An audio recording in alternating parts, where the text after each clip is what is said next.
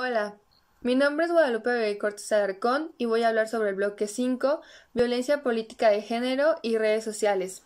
Principalmente me gustaría comenzar definiendo lo que es la violencia de género, la cual, de acuerdo a la Ley General de Acceso de las Mujeres a una Vida Libre de Violencia, se define como cualquier acción o omisión basada en el género que le cause un daño o sufrimiento, ya sea psicológico, físico, patrimonial, económico, tanto en el ámbito público como privado. Es necesario que no exista este tipo de discriminación para poder así lograr una igualdad de condiciones entre tanto los hombres como las mujeres en todos los campos. Es indispensable este desarrollo pleno para así lograr un bienestar en el mundo y en el país. Pero este tema se enfoca principalmente en la política, la cual sin duda en una democracia la política es un espacio donde se confrontan, donde está un debate, un disenso, porque se presentan diferentes ideologías, de modo que tanto los hombres como las mujeres se enfrentan a una situación de conflicto y de competencia. Sin embargo, la violencia contra las mujeres en el ámbito político se caracteriza principalmente por tener elementos estereotipados. Existe un límite en este juego democrático, donde rebasar este límite fuera de comentarios del debate político se menoscaba a la mujer en los estereotipos o en los roles de género, donde se considera a la mujer por su condición como de ser madre o de ama de casa o a veces por sus relaciones sentimentales que tiene. Es por eso que las candidatas son objeto a este tipo de actos de violencia, los cuales se pueden caracterizar de acuerdo a una ley modelo que se estableció de manera internacional, ya que en nuestro país no está tipificado todavía la violencia política de género. En esta ley modelo se considera que existen ciertas acciones para identificar la violencia, las cuales pueden ser expresiones en las que se ofendan a las mujeres en el ejercicio de sus funciones políticas, pero con base en estereotipos de género. También pueden ser actos o omisiones que dañen de cualquier forma su campaña electoral y le impiden desarrollarla, pero esto no se puede desarrollar por condiciones de igualdad. De igual manera se puede dar al divulgar imágenes o mensajes en donde se exponga a la mujer, pero no en ejercicios de sus derechos políticos, sino en su vida personal o privada. Por lo cual se han destacado dos elementos indispensables para considerar que un acto se base en el género. El primero sería que se dirige a la mujer por el hecho de ser mujer, es decir, cuando las agresiones están especialmente orientadas en contra de las mujeres por su condición de ser mujer, lo que representa en términos simbólicos que bajo esta concepción basada en estereotipos.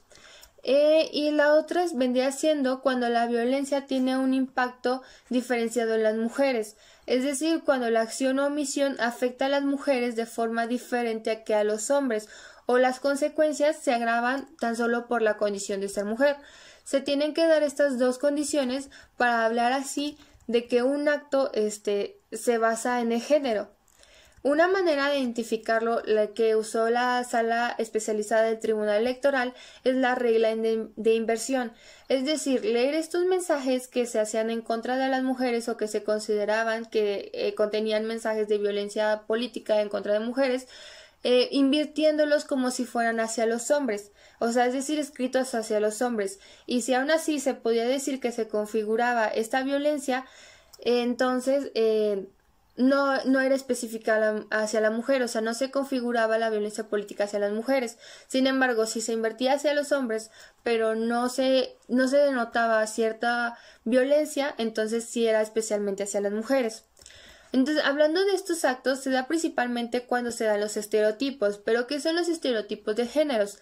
Esas son ideas preconcebidas o generalizadas que se tienen sobre lo que debe de hacer un hombre o sobre lo que debe de hacer una mujer en razón a sus diferencias físicas, biológicas, sexuales y sociales, que se tienen como base en una sociedad que otorga la creencia que el género o el sexo masculino tiene una mayor jerarquía que el femenino, con el cual se crea una relación de poder que históricamente es de manera desigual. Como ya lo mencioné, en nuestro país no se encuentra tipificada la violencia política de género, por lo cual de manera interamericana se dio un protocolo donde se dice que la violencia política por razón de género contra la mujer tiene lugar cuando los actos o omisiones que se dirigen a la mujer por ser mujer se afectan sus derechos políticos sin distinguir que tuvieron esa finalidad o fue ese resultado. El protocolo también nos menciona que esta violencia muchas veces se encuentra normalizada.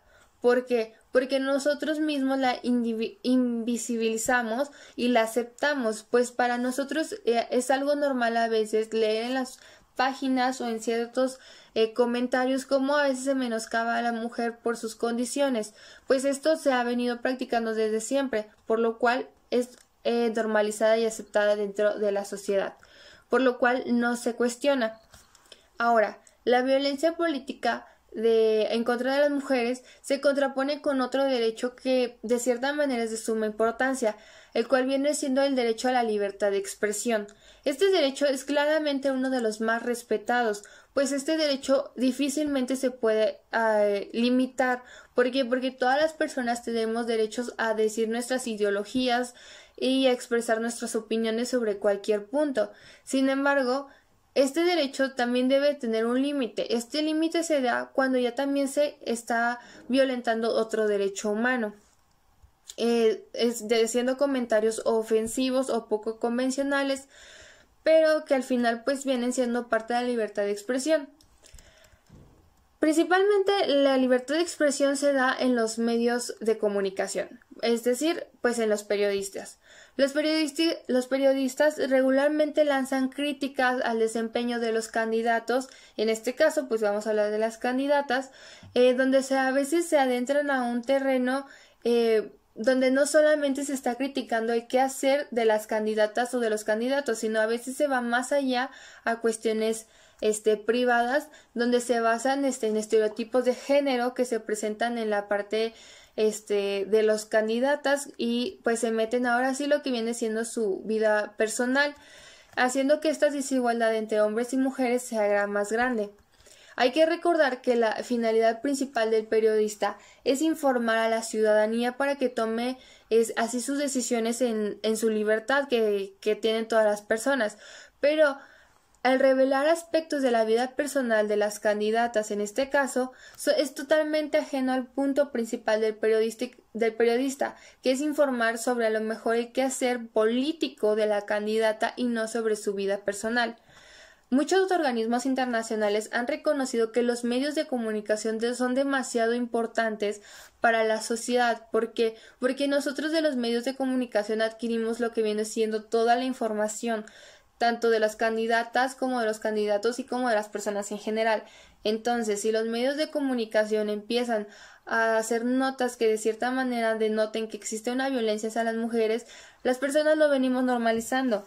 Entonces, los medios de comunicación es importante para que esta cultura patriarcal predominante, es decir, asociada a los roles y estereotipos de género, ya no preexista más en nuestra sociedad y así se pueda evitar este tipo de prácticas.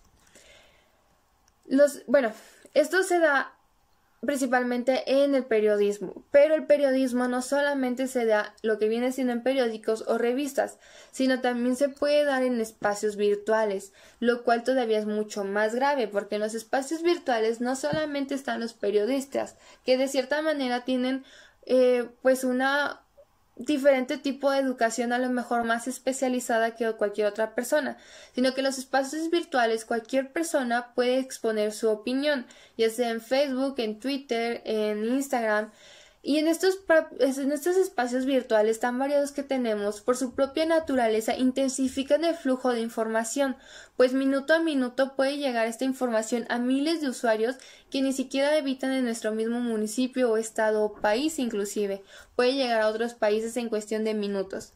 Por lo cual el Internet es un medio de expresión fundamental para todas las personas y ejercer nuestro derecho a la libertad de opinión y de expresión, por lo cual el Estado debe tomar las medidas necesarias para fomentar la independencia de estas nuevas tecnologías de información y comunicación y asegurar hacia los particulares el acceso de esto. También debe asegurar el flujo de información que se pueda dar de una manera correcta y evitar las menos restricciones posibles. ¿Por qué? porque nosotros en estos espacios podemos expresar nuestra opinión libremente sin sentir que el Estado nos acorta dicha libertad. Sin embargo, esta libertad de expresión el Estado tiene la obligación o debe limitarla cuando se tipifican ciertos delitos que de acuerdo al derecho penal internacional se dan, de los cuales destaca la incitación al terrorismo, la apología al odio nacional y también los discursos de odio, lo cual nosotros estaríamos encuadrando la violencia política de género en estos discursos de odio, pues se está dando hacia un sector de la población en particular. Yo principalmente analicé 3 casos. El primero sería el de la senadora Magali, en el cual un periodista en Facebook y en un blog hizo opiniones negativas sobre la senadora. Dicho periodista no negó haber realizado estas publicaciones.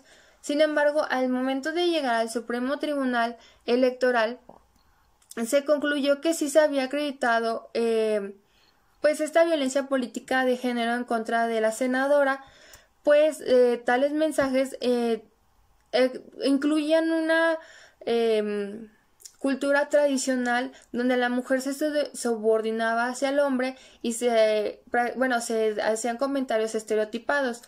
Al final el Tribunal Electoral concluyó que el periodista se le impuso la garantía de no repetición, cuyo objetivo principal es que no se repitan estos hechos que ya se ocasionaron, y que el periodista incluyera en sus posteriores publicaciones la perspectiva de género y evitar el uso sexista del lenguaje. Posteriormente también analicé el de Ana Cristina y versus José Juan, del cual se derivó porque los dos estaban en el ámbito político, es decir, ambos eran candidatos. Sin embargo, el candidato hizo comentarios hacia la candidata, los cuales denotaron pues sí, una connotación de debilidad hacia la mujer, al referirse que ella daba lástima, que estaba frustrada, que él le enseñó a trabajar, mostrando un signo de debilidad y sentimentalismo de parte hacia las mujeres, lo cual también denotó que estas expresiones contenían un contenido estereotipado. Y finalmente, por último, analicé el caso de Morena versus Enrique Cárdenas Sánchez, el cual se me hizo de suma importancia. ¿Por qué? Porque este caso no versaba sobre la violencia política de género, versaba sobre otras cuestiones en la que el candidato hizo